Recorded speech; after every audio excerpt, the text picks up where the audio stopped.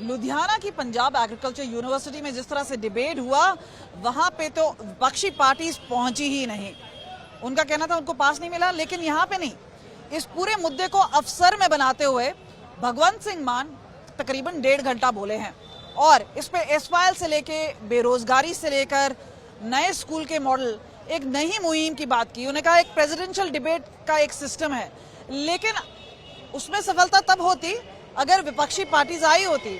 और इसमें जिनको बुलाया गया उनमें सुखबीर बादल थे, राजा अमरिंदर वड़िंग है जो कि कांग्रेस पार्टी के थे, और प्रताप सिंह बाजवा थे। इसके अलावा बीजेपी से सुनील झाकड़ है, लेकिन इनमें से कोई यहाँ पर नहीं पहुंचा। संकेत पहले से ही बहुत पहले मिल चुके थे कि शायद वो यहाँ पर नहीं आ रहे हैं, लेकिन क्योंकि भगवंत मान ने यहाँ पर आए और खाली कुर्सियां बाकी थी, उन्होंने अपने 18 महीने का कार्यकाल है उसकी पूरी उपलब्धि कराई। और आपको बता दें, ये जो डिबेट है यहाँ पर पहले तो बोला गया था कि एक ओपन डिबेट होगा, लेकिन जब जनता यहाँ पर पहुंची तो उन्होंने कहा कि ये मनमोहन सिंह ऑडिटोरियम है, वहां पे डिबेट किया जाएगा, लिमिटेड ऑडियंस होगी। और इसी वजह से आप यहाँ पर देख रहे हैं कि कितनी पुलिस यहाँ पर लगाई गई है। और इसी बीच में आपको ये बता दें कि कई मुद्दे उठाए गए और सबसे बड़ी बात यह है कि जो उंगलियां भगवंत मान पे उठ रही हैं वही उंगलियां उन्होंने उठाई हैं। उन्होंने कहा कि जो एसवाइएल का मुद्दा है ये सिर्फ हमारा मुद्दा नहीं है कि आम आदमी पार्टी से जूझ रहा है। इससे पहले भी इस तरह के निर्णय लिए गए हैं जहां पे इंदिरा गांधी यानी कांग्रेस पार्टी इसमें काफी हद तक जिम्मेदार है, जो कि किया गया। उसके बाद प्रकाश सिंह बादल है, उनके बारे में भी बोला गया, उनके कार्यकाल के बारे में भी बातचीत की गई।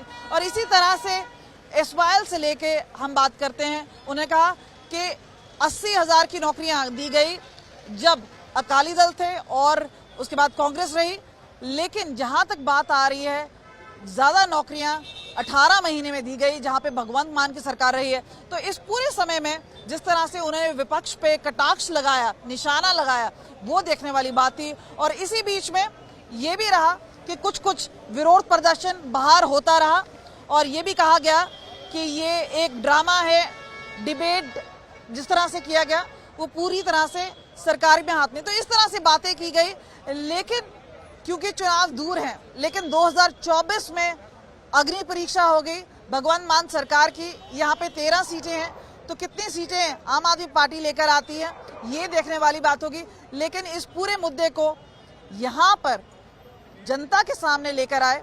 उन्हें कहा मैं पेपर से बात नहीं करूंगा, लेकिन एक तगड़ी पावर पॉइंट प्रेजेंटेशन वहां पे लगाई गई।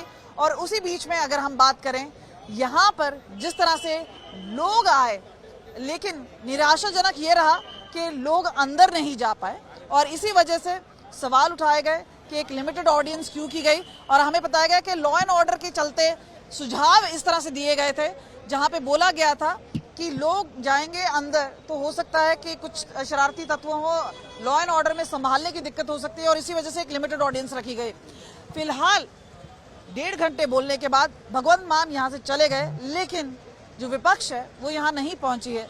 लेकिन विपक्ष अपनी आवाज सोशल मीडिया के जरिए है और बाकी जरिए वो लोगों तक पहुंचा रहे हैं। जो दूतू में हम हर रोज टीवी डिबेट पे देखते हैं, अगर असली आमने सामने की बात करें वो आमने सामने तेज तलवार नहीं निकली है। और ये जो वॉर ऑफ वर्ड्स जिसे हम कहते हैं वो एक मोनोलॉग बन के रह गया, क्योंकि सिर्फ एक तरफ से निशाना साधा गया और वो भगवंत मान की तरफ से था।